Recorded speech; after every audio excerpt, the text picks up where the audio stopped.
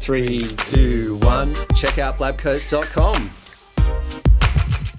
You left me hanging, man. You left me hanging. My earliest memory comes from, I think, Year 7 when I first did my first science chemistry class. I remember going home and dreaming about being in that lab with a lab coat and mixing chemicals. I used to like finding out how things work, so I used to pull apart electronics and things like that.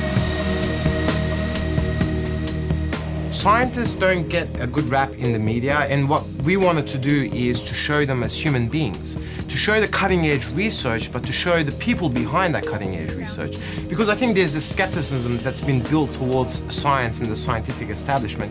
There isn't a great connection between the scientific community and the general public, and this is our attempt to build that bridge between those two different communities, for people to see how science is done, so it's not this esoteric thing that, you know, that they have no People connection put scientists on a pedestal, and it's good to, I think, break that down a little bit and show them as real people. BLab Coats is a conversational podcast. We like to talk to scientists and researchers, and we want to talk to them and find out their stories because they have really interesting stories. We wanted to design a resource for university students and high school students. Our thought was, okay, in our undergrad and in our experience in high school, we felt very lost. I wanted to become a scientist, but we didn't know what was available in science.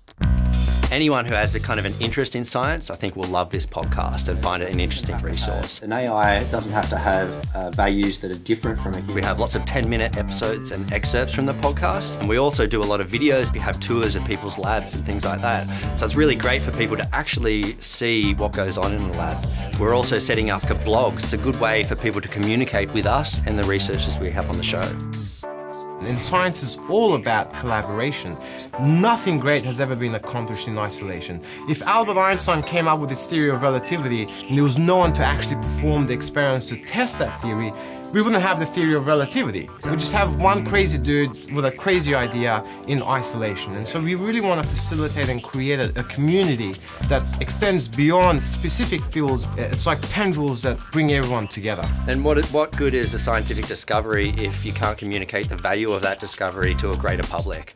Well, researching our guests is quite easy. We have a lot of contacts because we work in a postgraduate research space. We have interesting people have interesting fields of research, things that are going to be easy for people to digest. The challenge comes afterwards. It comes with the editing. Yeah, it's a hard slog when you're editing all of these podcasts and putting them all together, but when you get that product at the end that you can be proud of and listen to, that's really rewarding. And getting feedback from people who listen is always encouraging. So do that, guys.